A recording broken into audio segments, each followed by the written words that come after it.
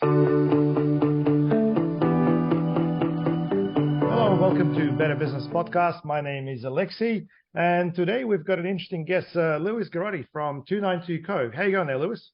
Yeah, good, thanks, mate. And yourself? Yeah, not too bad, not too bad here in sunny Brisbane. Well, mate, you've got quite an interesting business. I mean, I do so obviously come across branding and graphic design businesses, but you do not just that. Tell us about 292 Co, mate. Yeah, so at 292 Co, we specialize in vehicle signage, wrapping, and paint protection film, and also commercial signage and event signage. Um, in saying that as well, if you do have other requirements within the print space, we can definitely help you out with that as well in regards to small format printing and, say, apparel and all the likes of those things. Okay. Well, obviously, branding is quite a big strategy, and a lot of businesses obviously want to utilize their brand in many different ways. I mean, can you tell us how you help businesses when it comes to branding as a strategy, utilizing your services? Of course. So say a customer comes in, they've got something of a brand happening, they've got a logo or whatever, they've got a basic um, brand established. If they come in and say they want some, shop front signage, we can go and do that. And then within that inquiry, they may say, "Oh, do you guys also do apparel, branded tops?" Yeah, definitely. Do you guys also do business cards? Yeah, we can help you out with the whole package. Um, and just ensure that because you're dealing with the one supplier, we can ensure that your brand stays consistent across all mediums, which is Hmm. very, very important. Okay. So with branding, I mean, especially for small businesses, how important do you find it? Because I often find that, small business starts out, approaches a branding agency, they sell them something for an arm and a leg, $15,000, $20,000 package, and then they start doing something and then the brand doesn't specifically work out. I mean, what would you advise those smaller businesses? Is the brand as important when you're starting out, or is that something you do when you're sort of a little bit more established?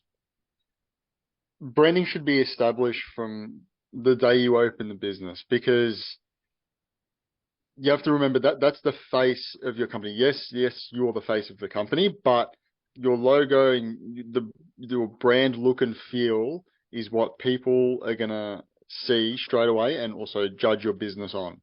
Now, if you have a poor brand, that is gonna create a sour taste in a lot of people's mouth.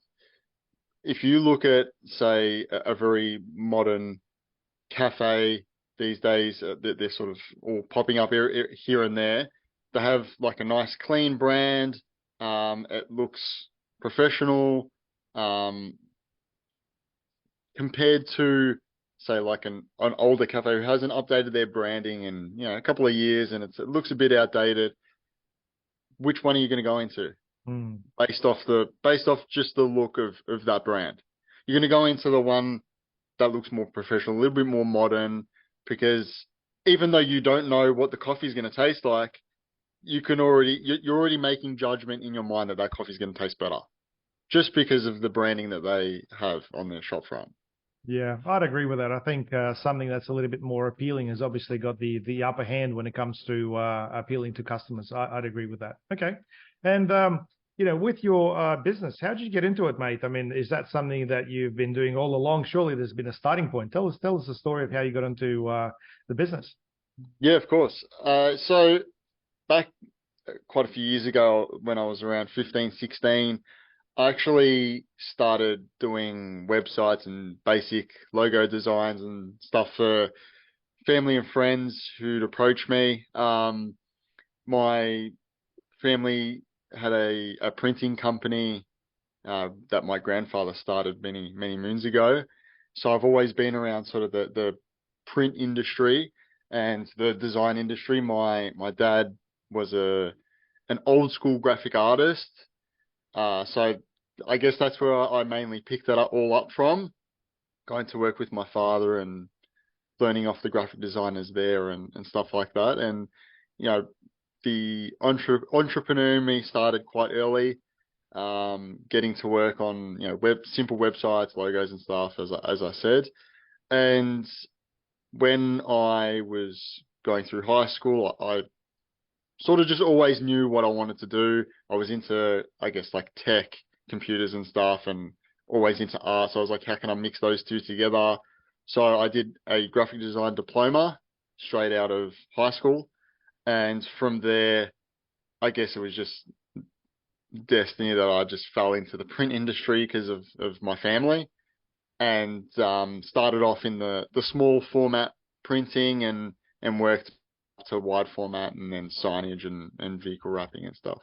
Okay. Well, that's awesome. Quite a flow, and I quite like that. It sort of runs in your blood, I would say. Yeah, Cool. yeah, pretty much. Yeah. So let's talk about vehicle signage or wrapping, as it's called. I mean, I often see some cars obviously wrapped up really quite well. I mean, what's the effectiveness of something like that as a mobile marketing tool? Because I mean, I haven't really looked at it myself, but obviously it's got to be doing some marketing for the business. Otherwise, they wouldn't have done it, right? Well, definitely, yeah. You've got to think of it as, a branded van or ute or even hatchback or whatever. It's a moving billboard. And that type of marketing, like, it's pretty much a one-off cost that's an ongoing marketing campaign for you. Wherever you drive that on the street, if you're driving 20, 25 kilometers away from the starting point to the finishing point, however many cars have seen your brand, that's potential to gain business. And if you don't get the return on investment on your marketing campaign as your vehicle, then you can just go off the fact of how professional it looks when you go on site. So especially for, I guess, like builders and tradies, people who rock up on site with branded cars, it just looks that little bit more professional to arrive on site with a professionally branded car, than to just, arrive with either a blank car or poorly designed signage on the car.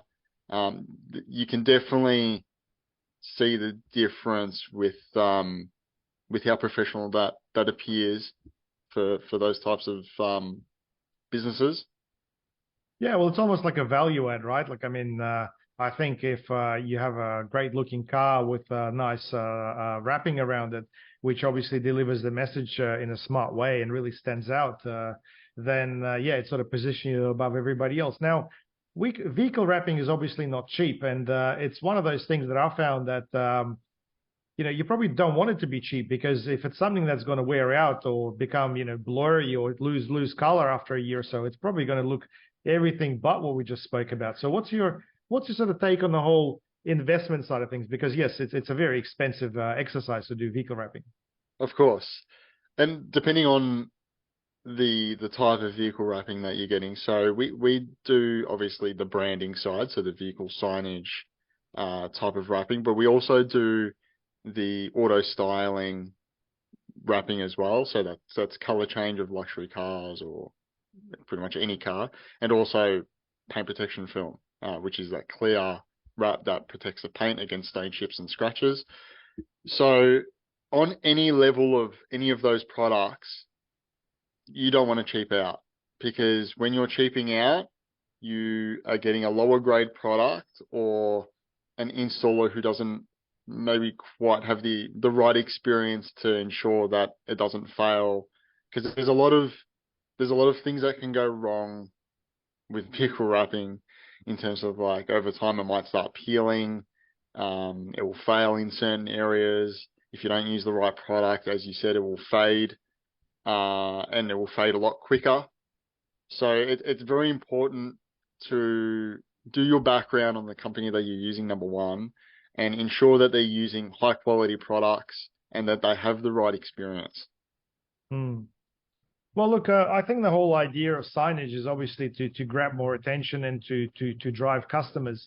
At the same time, like we said, it's a value add in terms of positioning someone above their competition. Now, when it comes to clients coming to you, obviously someone may inquire about business cards or vehicle wrapping or something else. Is there a bit of a customer journey where people would do one thing and they'll come back to you for something else, because it's probably easier to work with you once they've got their digital assets with you or having you develop that? Do you find that there is a bit of a journey that happens with a customer once they inquire about one thing leading into something else?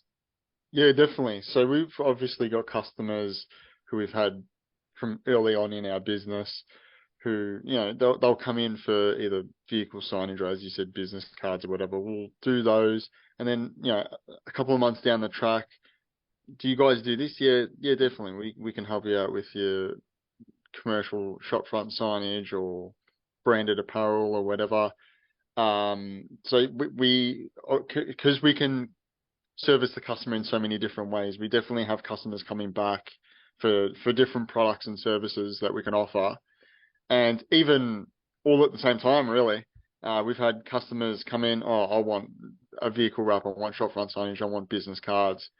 So yeah, definitely we have returning customers Okay. in all the different products. Yeah. And I guess it's your product that actually speaks for itself. Do you get a lot of referrals based on someone saying, hey, great looking car, where'd you get that done? Can I get their details? Or is it more purposeful? Do you guys market through any specific media?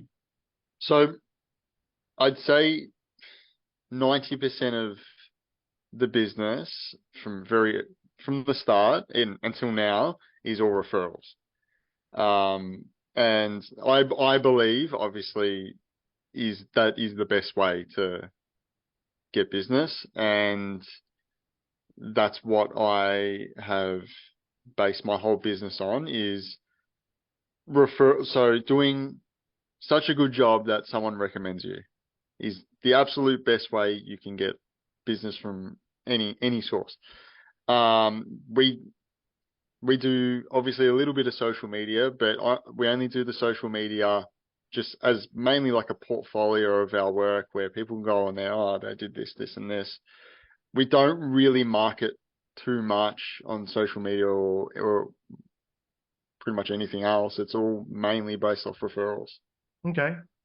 And look, I guess in the lifetime of a business, businesses do rebranding. I mean, what's your take on that and the importance of changing your brand as the time goes? Is there a bit of a, I don't know, moment that comes up, or is there like a time period or something that should trigger it, in your opinion? Yeah, definitely. Obviously you have to be keeping up with the times. So, if you created your logo 15 years ago and it's not quite on trend anymore, then I would definitely consider rebranding. You need to be keeping up with what's up to date. Now, that's just obviously say you don't need to rebrand every 5 years, because you should, if you're paying a graphic designer to create a logo and a brand for you, it obviously needs to be current enough to last a certain time period where you're not having to rebrand every 2 years. Um, but in saying that, obviously, if it has been quite a number of years and your brand is starting to look a little bit outdated, I would consider a rebrand. Also, as a business owner, if you are feeling though that, because obviously over time your business changes, no business stays the same, or you hope the business doesn't stay the same over time. As the business changes, you may feel though that as though your branding doesn't quite represent the business anymore, and you may need a rebrand to display something that represents the business as it is now. Okay. Well, that's an interesting point. I guess overall, yeah, businesses evolve a fair bit. Some businesses obviously stay the same, but it all reflects on the business owner and I guess their goals and what they're going through. But when it comes, I guess, to brands, I mean, what's your favorite brand? I mean, is there something that you admire or think, hey, this is really clever, and why is that? Favorite brand. Yeah.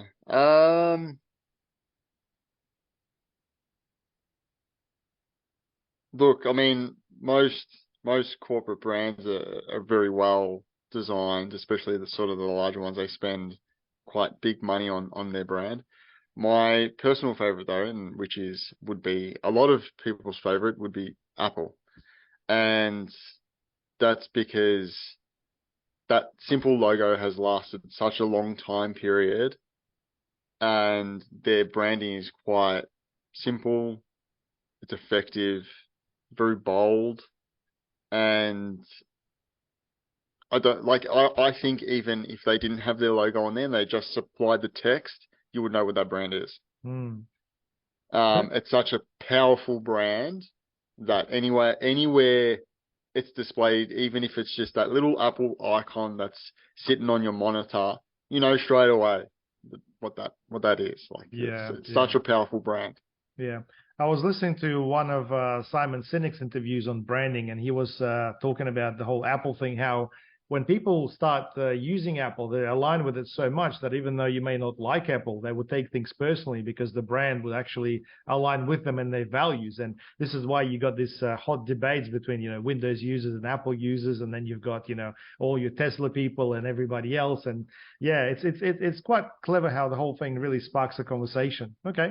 So if somebody is just sort of starting out and they've got a fair idea about what they're doing and they want to obviously get their brand right, I mean, what sort of tips would you have for them?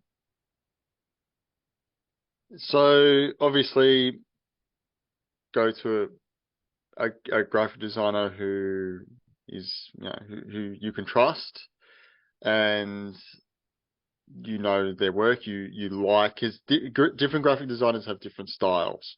So you need to go to a graphic designer that you like their style, the type of design that they do. That's number one. Number two would be just ensure that your brand is keeping consistent across all mediums. I can't stress that enough, that if have certain if you have certain shop front signage and then your business card looks completely different, or your vehicle signage doesn't match your shop front signage, it just doesn't look consistent. It doesn't work as a whole package. You need your brand to be displayed as a whole package with the user experience for your customers. So when they walk into your shop front, it's everything down to the little swing tag if you own a boutique store, or a thank you card or whatever. It all needs to be consistent across everything, and that includes social media. That includes everything, literally everything. And even down to the apparel, what you wear, even what your employees wear, it all needs to be consistent across with your brand. So if someone walks into a boutique store and you've got nice looking signage and nice looking swing tags and whatever, and then the employee serving the customer doesn't match how your brand is displayed. So say your brand is, very minimalistic and modern, and they're sort of wearing, I guess like more old school clothing or clothing that doesn't match that brand, it's going to throw people off. Hmm. So, in your opinion, and look, let's address this for our listeners: logo versus brand. Like, I mean, what's the downside of someone engaging, I don't know, someone on 99 Designs or Upwork versus contacting someone trustworthy and obviously more expensive who specializes in branding? What's your take on that? What would be the difference between the logo and the brand, and basically, getting something cheap from something like 99 Designs versus obviously going the whole mile? A logo is just your name made fancy, really. It displays what your business is, and it should display uh, how your brand is, how your business is perceived. But people confuse a logo design as the brand as a whole, but it's not. They're two different things. So you've got your logo, and then your brand is the look and feel. So the brand is everything. So the look and feel of your business as a whole, not just a logo, and how that makes people feel. Now, in terms of the actual brand, so that can be everything from the color palette to everything in your store. Obviously, signage, print medium, but that's even the brand of the business owner. The business owner needs to match the brand of the company. So it's a whole package, and that even goes then down to the employees. You need to ensure that your employees are matching the company brand, and the company brand comes along with core values and what the business stands for as well. It's all part of your brand. Mm. Okay. Well, yeah, it's all like McDonald's, right? You basically get a certain brand, a certain food, and a certain standard, obviously, all throughout the world, whichever place you go to, and you sort of know what to expect, and it's all the same. It's not like you Right. suddenly go to, I don't know, another country and they've got a menu in a different font or something like that, or the color scheme is completely off. Yeah, okay. I also find that sometimes, people think that they got a brand through like 99 designs, but oftentimes, in my opinion, I think it's the why behind the whole idea that's actually missing. So people may have, a pretty logo, which they like at the time, but it doesn't reflect their values, or it doesn't reflect the sort of customers they serve, or it doesn't specifically align with anything else. And then from there, people are much more likely to change that down the track as well, because I find that someone who creates a logo for $200-300 is very likely to change something in the next year or so. And if they go and leave a lot of digital footprints, try to figure out exactly who they are, because there's a lot of similar names, and the whole thing just goes out of whack. Yeah. Yeah, definitely. And yeah, I like the analogy of the McDonald's, because if you really think about McDonald's, not only is the brand about the color palette and the brand, the design of the menu and all that sort of thing. It's down to the employees and how you interact with the employees, down to their processes of how they cook their food. That's part of their brand. The processes in their business, that is their brand. You're going to get the exact same French fries whether you go to Melbourne, Queensland, Denmark, Italy, whatever. You're going to get the exact same French fry and the exact same cheeseburger, and that is their brand. That's what you were going to expect from them. Yeah, that's awesome. And I think if you think about like BMW, any of those premium brands, they have got all their brochures using the same font, the same color scheme. And if you like wind back 10 years ago, you'll find something very similar as well. It's all very consistent. That's really, really cool.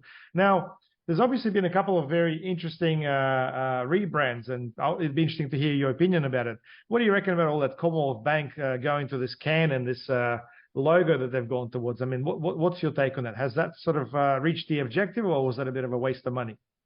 What was that one? Sorry, the The, Commonwealth the, Bank. the Commonwealth Bank logo, you know how they're going towards just that sort of diamond and having a can underneath it, whereas before they were the Commonwealth Bank. Yeah, okay. I haven't taken too much notice. I'm just having a quick look now. Yeah, I think maybe it's the age difference, mate. Maybe Yeah, I remember that quite clearly. But yeah, I think NAB's done the same thing as well, because it was the National Australian yeah, Bank before that as well. But yeah, that's right. yeah, so And what's then your take on something like that? Yeah. they also changed the color scheme of that diamond as well. Mm, So it used to be yellow and black, and now it's all yellow. yeah. Sorry, I now that I think of it, I know about that. Look, it is pretty effective. Like you're gonna know what that, because it's such a well-known brand. You're gonna know of it whether even if that diamond was red, because of that shape and what the Commonwealth Bank logo is. You'd probably know even if they change the color palette of it. That's the same with ANZ. That's the same with Westpac, because they're long-running brands that have been around for decades. Um, they have credibility, and they won't go anywhere. So if your company and your brand has credibility that has been around for years or decades, even if you change something slightly about your brand, or you do a complete rebrand, yes, that will change your credibility, because people recognize your business with that certain brand.